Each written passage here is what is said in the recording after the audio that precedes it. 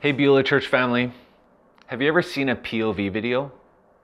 POV stands for point of view, and it's a video where you see what the person sees.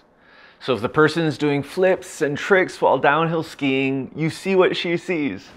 Or if he's driving a Formula One race car, you see what he sees. It's pretty crazy. And watching them actually made me a little nauseous, but they provide a completely different perspective than if you were to watch any of these activities as a bystander. So over the next few minutes, that's what I want to do with you.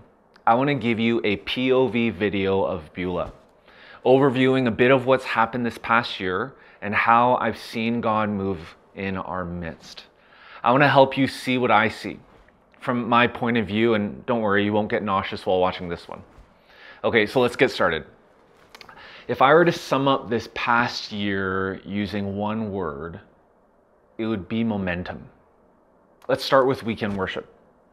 Over this past year, there might have been many weekends where you went to one of our campuses and thought to yourself, is this it? Where did all the people go? And when are the people coming back?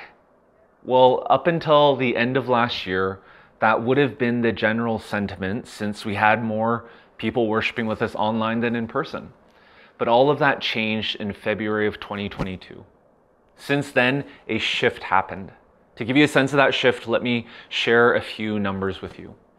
In March of 2021, we had approximately 2,000 people worshiping with us online and 550 in person.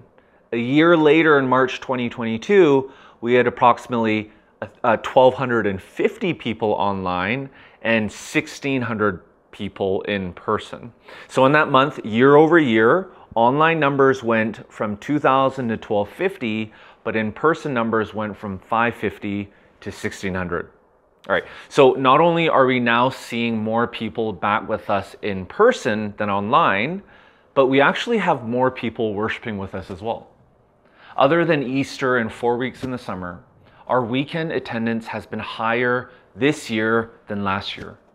In fact, on our Fall Fest weekend back in September, we saw 3,245 people worship with us.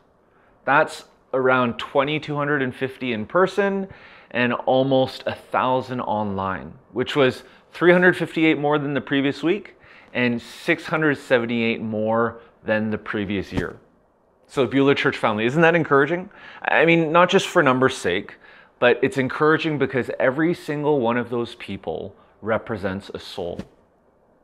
You know, it seems like every week I'm meeting people who are coming back to Beulah for the first time in a while, in addition to people who have come to Beulah for the first time. We have seen so many people find us online, then come in person to Beulah, and then join our church family. In fact, there's this one couple new to Beulah who for a month straight, they found themselves weeping every time they gathered for worship because of how God was working in their lives through our services.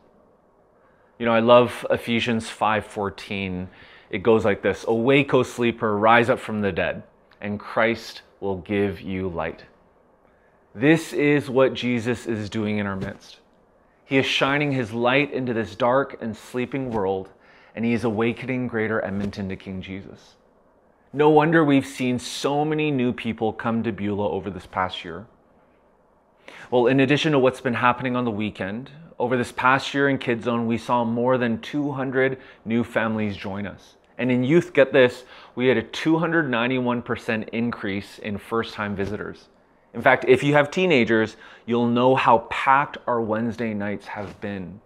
The biggest midweek was just over 300, with an average of 212 students throughout the year. And then over this past year, we saw, on top of all that, 256 people ask questions about faith, life, and Jesus through our Alpha course. And on top of that, a few of our grade 11 students a few weeks back restarted Youth Alpha at JP High School, and dozens of youth are participating in that right now.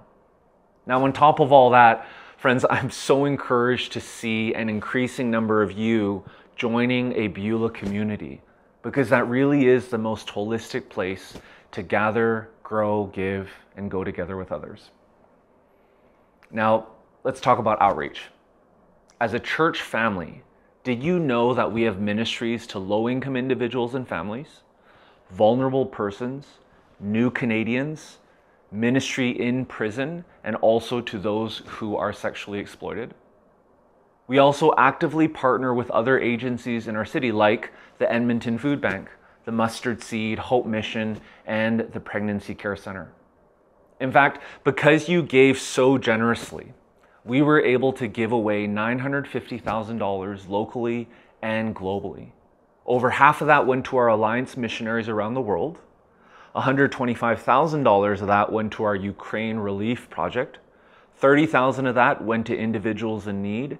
$44,000 to local organizations in our city, and then on and on and on. You can read about all the details of that and really everything that I've been talking about in our annual report. Well, to close, I just want to read this passage to you from Philippians 1, 3-5.